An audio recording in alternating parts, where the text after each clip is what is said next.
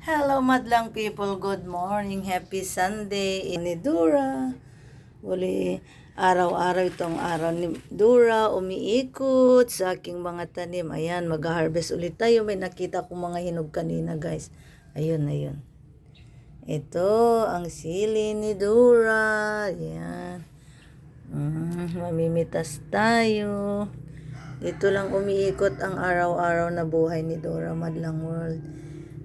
Bago tayo bumaba, syempre kamarites muna natin sandaling ating mga tanim. Check natin kung may mga hinog na, mayroon nang pwedeng pitasin. Idadagdag na naman natin sa ating Artem Madlang World. Ayan. So far, yung isa nating tanim. Asan nahulog yung isa? May 3 siyang hinog Madlang World. Hirap makakuha ng hinog na bunga nito. Itong isa naman, as you see, itong isa, healthy. Itong isa, ayan, nalalanta na World. I do not know anong nangyari. Inano yata niya yung paglipat ko sa kanya. Inilipat ko kasi siya Madlang World. Ayan. Simula nang ilipat ko, yan, naging sad na siya. Yung napakarami niyang bulaklak na wala na yan. Mga bunga niya nagsisilanta na, kaya kailangan na nating pitasin, sayang. Wala na, din na siguro siya magsosurvive. Kahit panay na ang dilig natin, wala pa rin. Nagalit siya yung paglipat natin sa kanya ng paso. Ayan, Madlang World. Tapos na naman tayo, nakapamitas na naman tayo ng bunga ng aking sili.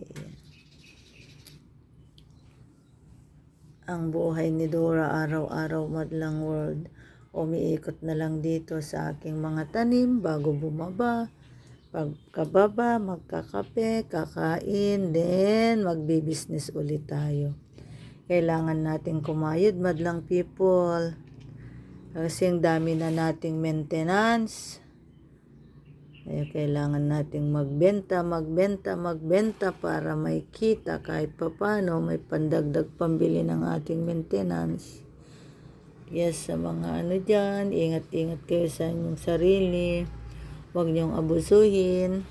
Tanang lang sa pagkain ng mga matatamis, mako-cholesterol. Habang maaga. Prevention is better than cure, sabi nga nila Madlang people, kaya ingat-ingatan natin ang ating mga kalusugan.